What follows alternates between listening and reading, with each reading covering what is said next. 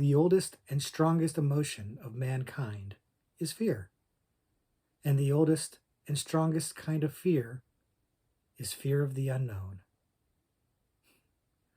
Eat your heart out, Stephen King.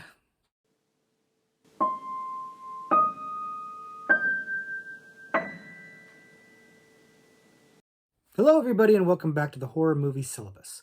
My name is Professor Victor, and I'll be your host as we go through all the essential, noteworthy, interesting, and notorious modern horror films. If you're new to the channel, I recommend you check out the introduction video. There's a link to that in the description below. It'll give you a pretty good idea of what we're all about here at the Horror Movie Syllabus, but in short, we take a particular subgenre of horror, and then we look at 3 movies from that subgenre. Today's subgenre is Lovecraft. Lovecraft horror movies, movies based on or influenced by the writings of horror writer HP Lovecraft. And I'll start off right off the bat by admitting I am not a Lovecraft expert by any stretch of the imagination. I know the broad strokes about his work, what it's about, but in all honesty, when I was a kid, I was probably more into the works of Stephen King and Clive Barker, more contemporary writers. And then as an adult, maybe got into a little bit more of the Lovecraft, or got into it a little bit more. But still, if I'm thinking of something a little bit more, period, if you will, probably push the Poe button before Lovecraft. And for those of you wondering about Poe, yes, we will be doing a video on Poe in the future, getting a little bit more into that. But for now, let's talk a little bit about H.P. Lovecraft. For those of you that don't know, a horror and sci-fi writer from the early 20th century, early 1900s. He is well known for having a tremendous influence on horror as we know it. He's probably best known for creating what's called the Cthulhu mythos. If you're aware of words like Cthulhu and Arkham and Necronomicon, if these things sound familiar to you, you have experienced some of the widespread influence of H.P. Lovecraft's works. These terms, these concepts, these ideas have permeated a lot of not just horror, but just mainstream works as well. Like Arkham, for example, is the name of the asylum in Batman. So you get the idea of how people have been influenced by or pay homage to H.P. Lovecraft's works. And it's no surprise, really, because they are really complex, interesting, challenging works. Like I said, he's responsible for the Cthulhu mythos, this kind of, for lack of a better way of putting it, shared universe that he would have a lot of his stories take place in, with all these fictional towns that were very kind of strange or off-putting, namely like Arkham or Dunwich, and there's always this connection to like these old gods or elder gods that were these incomprehensible, indescribable creatures that would basically drive people mad when they were exposed to them. And that is common themes in the works of Lovecraft. Madness, incomprehensible creatures, strange cosmic creatures from other dimensions or from in the ocean or from space. So, the idea that the cosmos, if you will, held other horrors is a big part of what makes something Lovecraftian. In fact, when you hear Lovecraftian horror, sometimes you hear it called cosmic horror. The two are kind of interchangeable. I was actually going to make a cosmic horror subgenre, but basically the overlap with Lovecraft was so extreme. It was, it wasn't really, didn't make sense to separate it out, because basically any cosmic horror that you're talking about is Lovecraftian in nature for the most part. I couldn't think of any examples that weren't. So I kept them, basically the same, tied together, because that made sense to me. Now, it's worth noting, while I was never a big, huge Lovecraft fan, I have read some of his work, and I do think it's good. I do find it a little hard to read, though, because, again, it's set in the early 1900s, and so I tended to gravitate towards more contemporary writing. And it's worth noting, though, that I do tend to really like the movies, the Lovecraft movies based on his work, movies influenced by his work. I tend to like these very much. And I don't know if it's because most of them tend to be updated. They're set in modern times, or not set in period pieces. So I don't know if that's part of what helps it for me, or if it's just, like I said earlier, that the themes of his work really resonate and hold up today. They still make sense and translate well today. So I'm not sure what it is that drives it, but for whatever reason, Lovecraft horror movies really, really work for me. Now, I'd be remiss if I didn't mention the racism in the works of H.P. Lovecraft. Lovecraft is it's well established he was a racist, and that comes through in a lot of his work. You know, his fear of the other is kind of fueled by his racism, his xenophobia, and you know even that quote that I used at the beginning of this video is kind of evident of that deep seated racism. So you know that can also kind of color the reading of the material, but it tends to not make its way into the filmic translations. So that's maybe another reason why they work for me. They're not so racist. So it's you know something that has been mentioned. If you're talking about Lovecraft, you kind of have to mention it. You can't really ignore it. But it is you know a testament to the work that the themes and the stories can be translated, can be used with yeah, and then the racist part of it can be you know whittled off, you know, shaved off, gotten rid of, and it will stand on its own without those elements to it. So I do like that the adaptations can take the good and leave the bad. You know, because I'm when you're one of these people that I don't want to throw everything away just because of the bad acts of one person or the bad elements of a person, and still be able to enjoy the good parts. Now, it's a controversial thing, and that's you know a whole sticky subject that we're not really getting into in this video right now. What we're looking at are the films, not so much the writings. We can talk more in the comments below about the writings of H.P. Lovecraft and his racism and the history and all of that stuff in the comments below. Happy to have that conversation, but for now, I want to stay focused on the films because they're great. They're fantastic. We've got some really, really awesome movies we're talking about today, and so I'm gonna rank them undergraduate, graduate, postgraduate level in the order of how much I like them. But as I've been saying a lot lately, when I do it this way, man, this is like splitting some hairs because I really, really like the movies that we picked today, and we're gonna get into why in just a minute here. But let's go ahead and try to describe the indescribable as we get into these Lovecraft horror movies. The first Lovecraft horror movie we're looking at today, the undergraduate level selection, is From Beyond. From Beyond came out in 1986 and is directed by Stuart Gordon, a name that is somewhat synonymous with Lovecraft when it comes to Lovecraft adaptations because Gordon has done several of them and done them all extremely well, in my opinion. He does love himself some Lovecraft story, and he melds it really well with his own sensibilities in regards to gore and sexuality and things like that. But we're gonna get all into all of that in just a minute. If you haven't seen it before, the movie is about a couple of scientists who are using this machine called a resonator that will stimulate the pineal gland in a human being, but it has some unintended results where it starts to expose people to being able to perceive these creatures, these entities that exist in like another dimension, kind of like a parallel dimension that you can't normally perceive them, but now you can with this machine.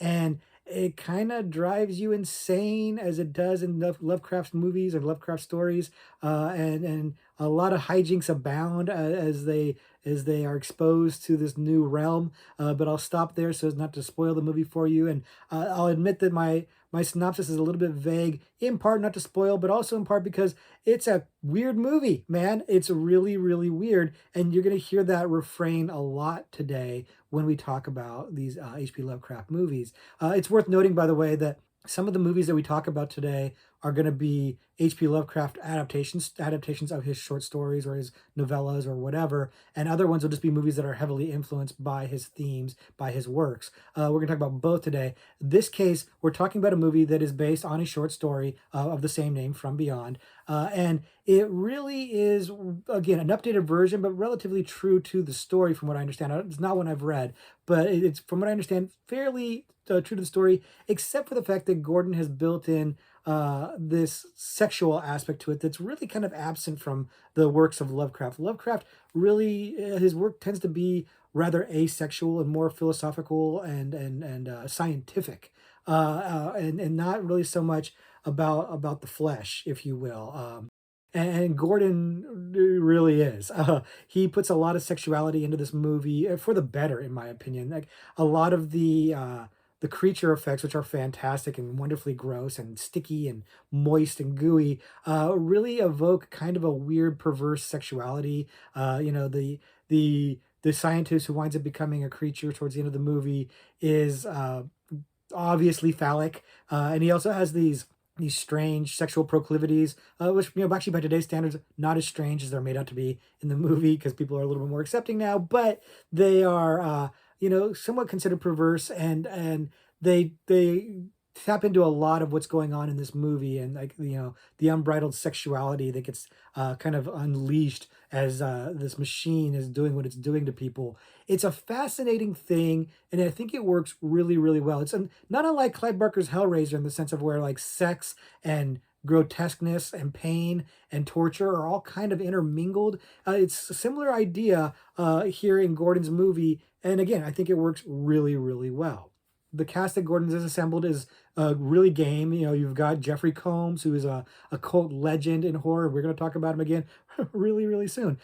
It's got Scream Queen Barbara Crampton. If you've been watching the channel, you know I love me some Barbara Crampton. These movies that we're talking about today, because again, she's going to come up in a minute, are a big part of where my love for Barbara Crampton comes from. You've got Ken Foray. You've got a game cast that's delivering here, and it's interesting and noteworthy because from what I gather from my research, Stuart Gordon comes from a theater background, and so this whole foray into film is interesting that he tends to use the same people because it's kind of like a theater mentality. You have like a theater troupe you work with. He's got this group of actors that he tends to like to work with, and Jeffrey Combs, Barbara Crampton, and it winds up making for an interesting filmography for Gordon that I really, really like. Now, like I said, the movie is, from what I understand, fairly true to the story of Lovecraft, the short story by Lovecraft, but with these other themes kind of weaved into it. But it doesn't stray away from the core themes, like the themes of madness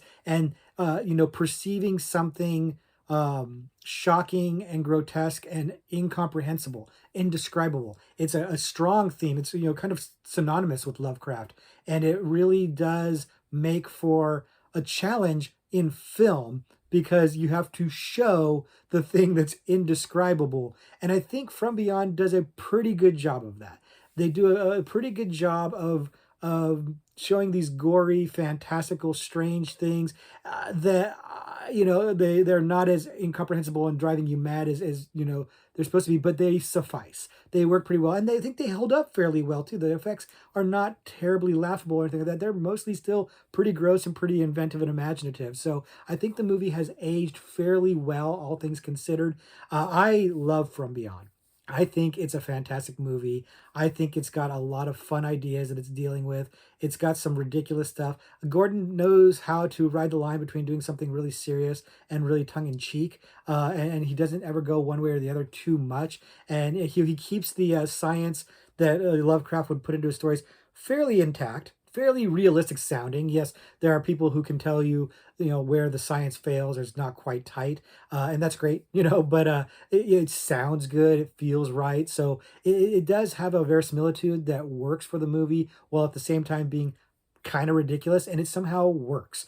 Putting all those things together works really, really well. I'm a big fan of this movie. If you haven't seen it, I would definitely recommend it, recognizing that it's got some sexual themes and some grotesque imagery that might not be for everybody, but it's not the kind of thing that I think raises the level of, say, trigger warning or something like that. I think it still rides the line of being fun. Overall, I think it's a fun movie. I really enjoy it, and I would definitely recommend it to anybody who likes these kind of movies, has likes monsters, likes grotesque, fun makeup effects, things like that. I think this movie will be a good time. And if you've seen it, let us know in the comments what you think of it, especially if you've read the story too. Let me know if I'm right that it actually tracks the story fairly well, but with these additional sexual, and gory elements thrown into it, because I'd be curious to hear what your thoughts are on it. But From Beyond, it's a great time.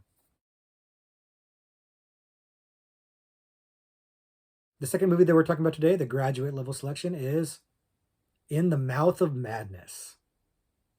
In the Mouth of Madness came out in 1994 and is directed by horror legendary director John Carpenter, and is one of his more underrated films, in my opinion. And this is not a straight Lovecraft adaptation of a particular work. It's more of a homage to Lovecraft and kind of dealing with some Lovecraftian themes. And even the title of it, In the Mouth of Madness, is kind of alluding to At the Mountains of Madness, which is a novella by HP Lovecraft. So it's wearing its Lovecraft aspirations on its sleeve for its benefit. It works out really well. It's a very fresh and original and interesting tale that I like very much. And if you haven't seen it before, the story is about this insurance investigator played by our favorite Sam Neill. He's been hired to investigate a disappearance of a famous horror writer named Sutter Kane, who is supposedly kind of like a Lovecraftian type author. A lot of the works that he has are kind of sounding like Lovecraft works, and he's gone missing. And the insurance company wants to find out where he is before they have to pay out any kind of insurance benefits. Meanwhile, his works are kind of driving people insane, and there's this issue where when you read the books, you start to lose the difference between reality and fiction, and hijinks start to abound, as of course they always do. But we'll stop there so as to not spoil it. And once again, I'm being slightly vague in the details on this story because it is kind of complicated. It's very weird, but it works. It's a really interesting kind of, I'll use the word meta take on Lovecraftian horror, in the sense that it's not, again, not directly adapting a specific Lovecraft work, but it is weaving in these ideas of incomprehensible monsters and them driving you into madness really, really, really well. The madness aspect of this movie is front and center, and it's the big part of the movie that they're focusing on. And it's wonderful. Of course, Sam Neill is fantastic. Everybody in the movie is actually doing really good work. But I really love the little in jokes, the little nods to both Lovecraft in terms of like the names of the different works, the different the books of the author, and also just like kind of like the poking fun at things like Stephen King and stuff like that. It's fun little meta takes like that that really add a little something. And I can only imagine that the more familiar you are with Lovecraft and his works, the more fun this movie is for you. But it's also still a John Carpenter movie, and we know how well he directs. We know how well he tells a story. And this one is really great because it starts out kind of like a mystery about this missing Arthur Sutter Kane and also his works, what they're about, and the effect they're having on usually on people who are already kind of unstable. But then how they're influencing these things, these people's minds in the world, and the effect it's having on society as a whole. And I really dig it. I like Carpenter exploring this kind of psychological or intellectual aspect a little bit more. And then, of course, because it is Lovecraft, you get into the monster aspect of it, which, Carpenter can handle with a plum. But it really works well at focusing on this intellectual madness that's happening, how these works can drive you insane, while at the same time threading this mystery that I find to be rather satisfying. I love a good mystery. This one I think is pretty good, pretty satisfying. And it really is a fun take on Lovecraftian themes without being a specific Lovecraft story. I really enjoy this movie, and it's one of those movies that wasn't super huge or a big hit when it came out, but seems to have found its audience because it's a wildly popular cult favorite now. From what I can tell, people really enjoy this movie. I'm one of them. I count myself as one of the acolytes. This movie really found its audience after the fact, and it's something that I had to get on the syllabus. And originally, I was going to just have this subgenre be Lovecraft adaptations, but this was the movie that I was like, nope. I've got to talk about this movie. It's got to be on the syllabus. I absolutely love it. It's just such to me, it feels like a really fresh and original idea. Again, rather than just doing straight adaptation of Lovecraft, doing this kind of Lovecraftian character and this Lovecraftian story with Lovecraftian themes. It's Lovecraftian everywhere, and so I really, really dig it. And so this is one I would definitely recommend to anybody with the caveat that it is a little bit complicated, a little bit complex, and the more you know about Lovecraft, probably the more you'll get out of it. So if you're a Lovecraft neophyte, if you don't really have a lot of knowledge about Lovecraft or his works or anything like that, I don't think you will, not be able to follow it or not enjoy it. I just think you'll miss some of the Easter eggs and things like that. So that's the one caveat I have to it. But it's a really wonderfully well made movie. Grossly underrated, didn't really get the praise it deserves. So I had to shout it out here a little bit. And if you've seen it, of course, let me know what your thoughts on it too. But I'm guessing you probably like it a lot also.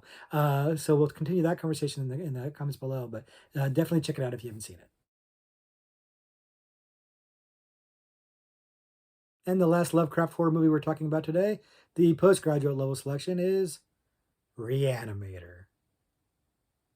Reanimator came out in 1985, and I absolutely love this movie. Once again, we're talking about a Stuart Gordon adaptation of a Lovecraft work, once again with Jeffrey Combs and Barbara Crampton, and it is a fantastic movie that is, if we talked about From Beyond, weaving in, sex and gore into a Lovecraft tale, this one really, really weaves in the sex and gore into a Lovecraft tale, but we're going to get into all of that in just a minute. But first, if you haven't seen the movie before, the story is about a doctor named Herbert West, played by Jeffrey Combs, who has created a serum that can reanimate the dead. And he's working with another doctor named Dan, who is an aspiring medical student who gets entranced by West's work and wants to help him develop it. But there's a lot of roadblocks with the dean that doesn't approve of their work, and Dan's girlfriend who doesn't approve of their work, and another professor in the school who wants to take credit for their work. And all of this leads to some hijinks abounding as their experiments start to go very, very, very wrong. But I won't spoil the movie any further than I already have. But Reanimator is a bona fide cult classic. It really is one of those movies that has a huge, huge following. It was actually a hit when it came out, but it really got a cult following on video, on home video, which is where I saw it when I was probably way too young. I was probably like 12 years old or so when I saw the movie. And it really wildly inappropriate for me to be seeing this movie, but God bless my mom letting me see it because I absolutely loved it. And a big part of what I loved it is the gore. The special effects in this movie are fantastic. Now, they're not photo real. They're more just fantastical. Think a little bit like The Thing, John Carpenter's The Thing. The creatures that you're seeing and stuff don't necessarily feel realistic so much as they feel like they are tangibly in the world, and they're wildly imaginative and gory and fun. Reanimator is nailing that with these practical effects. They're just gory and gross and wonderful. Stuart Gordon once again focusing on the gore and the sex. More on that in a second. To really add a new layer to the Lovecraft story. Which again, this one isn't a Lovecraft adaptation. It's based on a story called Herbert West Reanimator. That is a serialized story from Lovecraft, which strangely I have never gotten around to reading. And this is the one I probably should read because again, I love this movie. I love the story. I love the character of Herbert West. Now, part of why I love that character is because of Jeffrey Combs' performance. He is fantastic in this movie. He just adds this wry sense of humor, that like an unintentional sense of humor to this character that is just gangbusters. It works really, really well. He gives him this kind of just sardonic wit that just works for me.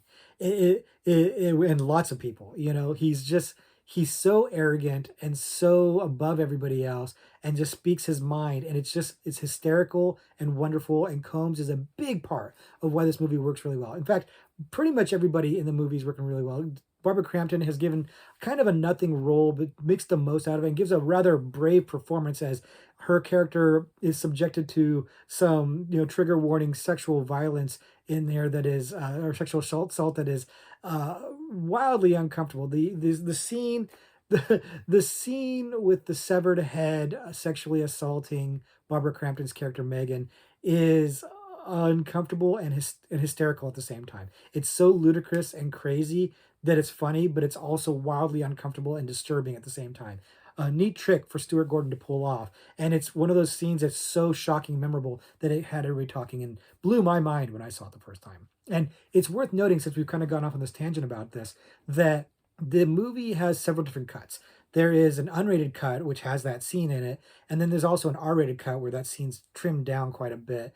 And then there's like a TV cut also, and then there's a cut that like puts all this stuff back in because the TV cut included cut scenes to fill out the running time because of all the gore that got cut out, and it's kind of a mess. But like probably the director's, or not the director's cut, it's called the unrated cut, is closest to what there's no director's cut, but that's probably the closest thing to a director's cut. That's probably what Gordon would want you to see, is the unrated cut. It's the one that he likes the best. So that's what I would recommend as well, as the unrated cut. I know there's also like an ultimate cut or something that puts everything in there. I haven't seen that because it's not available in the US and I haven't tracked it down, but I'm told that one is actually pretty good too, but it's a little bit bloated. So there's probably another cut out there somewhere that could be made that would be a little bit better. But for now, focus on the unrated version. That's probably your best bet because it's got all the gore that you want, and the gore is a big centerpiece of the movie. It's also got that crazy Barbara Crampton scene, and it's got some other crazy sexual overtones in there. But for the most part, the sexual stuff is focused on this one character, the antagonist, this doctor that wants to steal the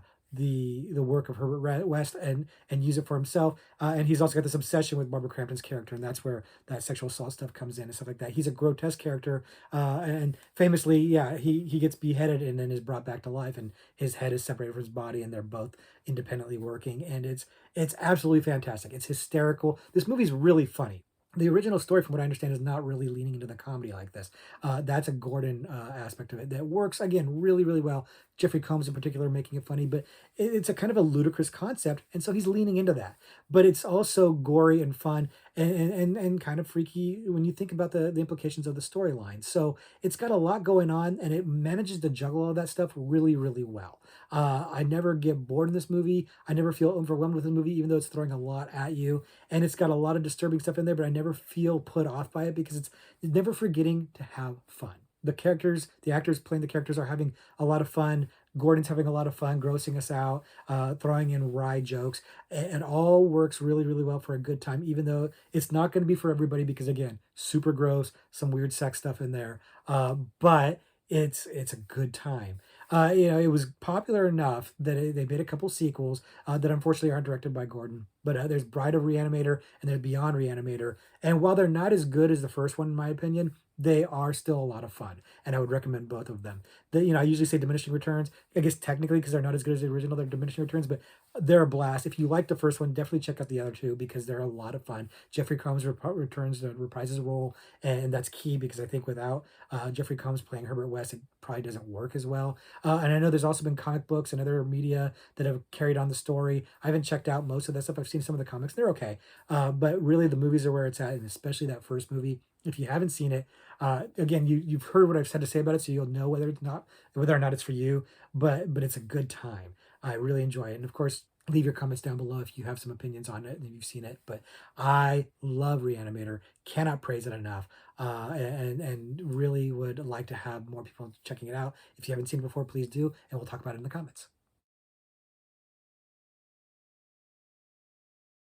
So that's going to do it for our Lovecraft horror selections. But if you like Lovecraftian horror, like I do, and then here's some extra credit movies for you to check out that I think are probably worth your time.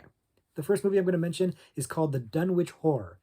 And The Dunwich Horror came out in 1970 and is based on the short story of the same name by HP Lovecraft and is a pretty straight adaptation of the story. This is one I actually have read, and it's pretty a straight adaptation of it, except for that it's updated, of course, for modern times, as it tends to be for any of these Lovecraft horror movies. But if you haven't seen it before, the movie is about a town named Dunwich and how they have this issue with a guy who lives there with his grandfather because of the weird stuff that he's into, and namely some weird stuff around his birth and his parentage and his obsession with the Necronomicon, this book of the dead that is very rare.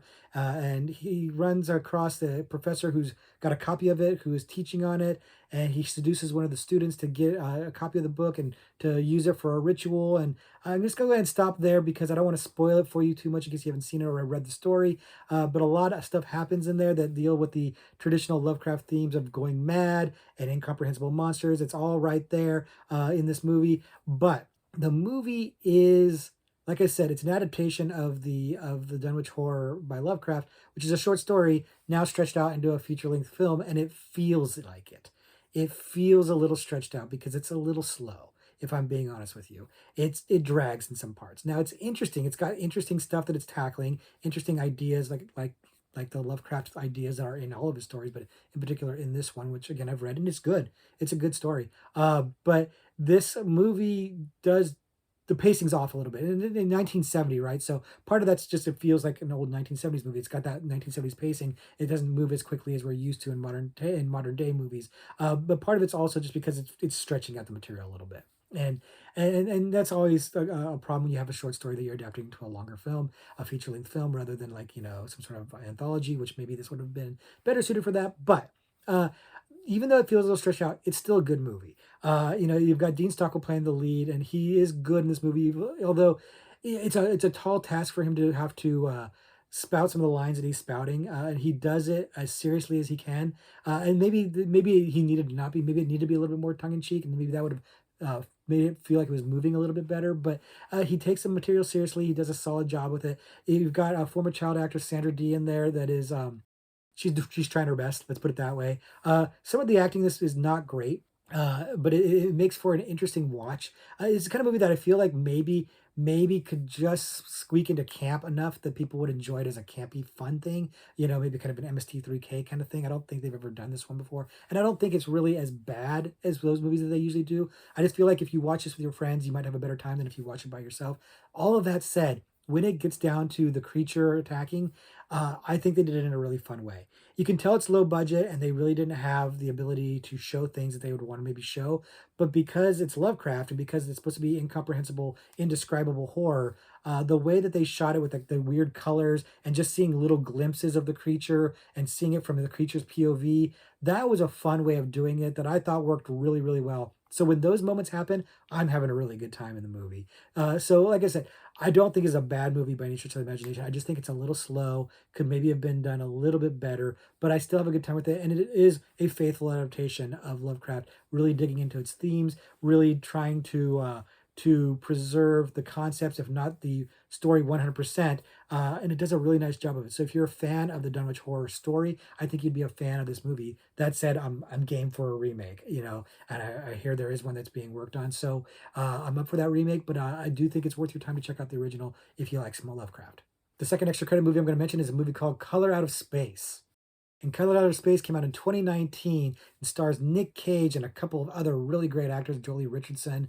And it is an absolutely fantastic movie that got a lot of buzz when it came out just a couple of years ago, for good reason, because it really is, again, nailing the Lovecraft aspects really, really well and has a wonderfully bonkers performance by Nick Cage, which is becoming kind of de rigueur at this point, but it's a lot of fun. If you haven't seen it before, the movie is based on an HP Lovecraft story of the same name, and it focuses on this family that's on a farm, and a meteorite lands, and it starts to change everybody. It's making people change their behavior, go a little mad. It's making the animals go a little strange. It's maybe affecting the groundwater, and it's ultimately leading to this cosmic entity that is changing things, morphing things, making things grotesque, and again driving everybody insane, and just really affecting everything in a very strange, unique, wonderfully grotesque way. And I'll stop there so as not spoil anything for you. Although again, hard to even explain the movie because it's very, very strange in a very wonderfully cool way. The movie is not the clearest or truest adaptation of the source material. They've changed quite a few things, but the essential plot points and the essential concepts are there, and it's modernized, of course, as all of them tend to be, and it's done really, really well. Once again, they're really clever about how much they show you of the indescribable creatures, and the stuff that's driving everybody mad. They do show you stuff, and when they do, it's shocking and gross. But it's they measure just how much they do, and they leave a lot to your imagination in a very good way. It's really well directed. It's really sharp that they did that and understood that leaving a lot to your imagination was going to be better than putting something that didn't live up to your imagination on the screen. Like I mentioned, Cage is fantastic in this movie. As he starts to go nuts, his character gets wonderfully, ridiculously over the top, but everybody in the movie is doing a really good job. Jolie Richardson as his wife, who's suffering from cancer, is also wonderful in this movie. The lead girl, whose name escapes me at the moment, is really wonderful. Everybody in this movie is doing really, really good work on the acting side, and the effects again look really convincing. And there's some scenes in here, like what happens to the wife, that is just wonderfully gory, but not just gory. They really nailed the pathos in this movie. That scene with the wife is really tragic. The wife and the youngest son. It's really tragic. I'm trying not to spoil too much about it, but I really want to talk about it because it really hit for me. This idea of watching loved ones suffer and them not being able to communicate with you and not being really sure what to do really, really resonated with me. This movie hit for me really hard. Like I said, having a good time. There's the fun Nick Cage performances. Everybody's fun performance. Really wonderful gore effects. Really wonderful, crazy stuff going on. It's a blast of a movie, but it also manages to have some heart. It manages to find a bit of pathos, and to its credit, it's in a really well done, well made, impressive movie. Probably one of the better Lovecraft adaptations that are out there, frankly.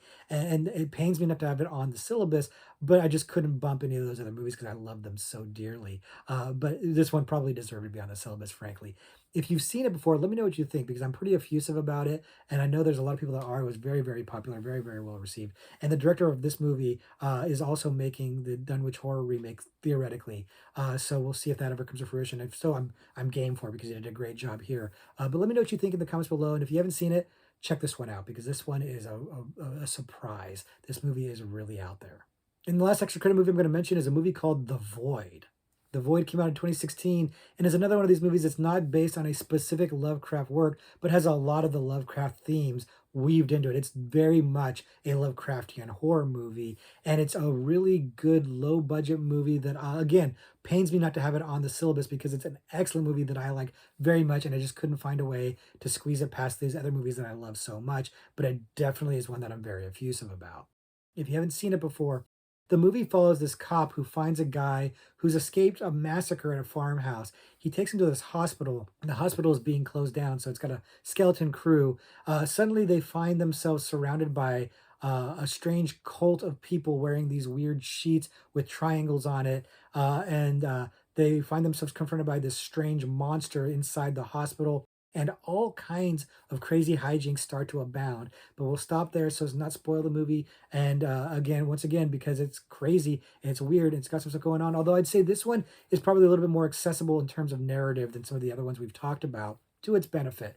The movie is low budget, and I say that because even though it was traditionally funded by a studio, they did do some crowdfunding to raise money for the creature effects because they wanted to go practical rather than CGI. And I think that that was a huge reason why this movie is as good as it is. It was a great decision, one that makes the movie incredibly noteworthy because the practical effects in this movie are fantastic. The creatures look amazing, and they do a really good job of showing just enough of them. They show you them. They made extra money to put these creatures on screen. They show them to you, so they're not shy about showing you the indescribable, and they are somehow indescribable. Even though you're looking at them, you can't really describe them very well. So they did an amazing job of capturing that Lovecraftian, incomprehensible creature on screen. Fantastic. The acting goes from passable to really, really good. There's, by the way, Kenneth Walsh is in there from Twin Peaks. I gotta mention the Peaks actor. But most of the acting is fine, if not really good. And it's not really about that so much it is about the tension being ratcheted up and the creature design. They do a really good job, again, low budget, so they're mostly in one location. And it's really about this, tensions boiling over aspect of these people being surrounded and not knowing what to do. And then there's a monster amongst them. It's really, really great. But again, it's the creature effects that really win it, to, take it home. And it's also the Lovecraft themes, the idea of madness, and this fascination with this, other dimension and this aspect of these creatures that people would worship that are, almost deity-like. This is something we haven't talked about it that much in this video, but a lot of the other movies didn't really dig into this as much. But this idea of this Lovecraft idea of these creatures that are, in another dimension, something like that are kind of like deities or former deities, and there are certain people on Earth that would worship them. The Void is really digging into all that. Again, it's not a specific Lovecraft story, but all of these ideas are Lovecraftian ideas, and intentionally, they're not. They said they wanted to make a Lovecraft story. They did, and it's really, really good. I really like this movie. Like I said, I'd love to put it on the syllabus. It doesn't squeak past the other ones. But this is one of those movies where, and, maybe I should have made a second, cosmic horror subgenre, so I could have squeezed all of these on the syllabus. Now, in retrospect, maybe that was a mistake. But The Void is definitely worth your time if you haven't seen it. It's just a really well made low budget movie. And I keep saying low budget because again, it doesn't feel low budget. It's that they did so much with so little. That's the thing I really wanted to hammer home on that. So if you haven't seen it before, definitely check it out. It's got some gore and stuff in it, but I don't think it's as challenging as some of the other ones that I've mentioned. So I feel much more confident saying check it out without any caveats or conditions. And if you've seen it, let me know what you think because I know this one has a following. This one has really made a name for itself. I've even referenced it before. We've seen it come up in some of our trivia questions and things like that. So definitely is one that's come up. People know about it. People talk about it. So it's one that we can talk about in the comments below if you've seen it. But if you haven't seen it, please check it out. So that's going to do it as we explored the indescribable Lovecraft horror world in film. And I love these movies. It's pretty clear that I'm very, very effusive and excited about these movies. So hopefully you check these out if you haven't seen them before because every single movie that we talked about today is good to great. So one of those wonderful videos where I'm not talking about any clunkers, like I guess maybe Dunwich Horror slightly, but even that one I like quite a bit. So definitely a bunch of recommends on this video. And now, since I just mentioned trivia, it's time for the Trivia Pursuit horror card. I'm going to ask a question here live on camera, and then I'm going to try to answer it, and you guys will be able to tell if I got it right or wrong, because I'm not going to cut, and you guys will be able to answer on your own at home, and Scout's honor if you got it right. And we're going to look at the supernatural category, because, we're talking about Lovecraft and supernatural stuff. So, supernatural. What is the name of the haunted mansion in 1944's The Uninvited? What is the name of the mansion? And right off the bat, I'm going to tell you I don't know the answer to this.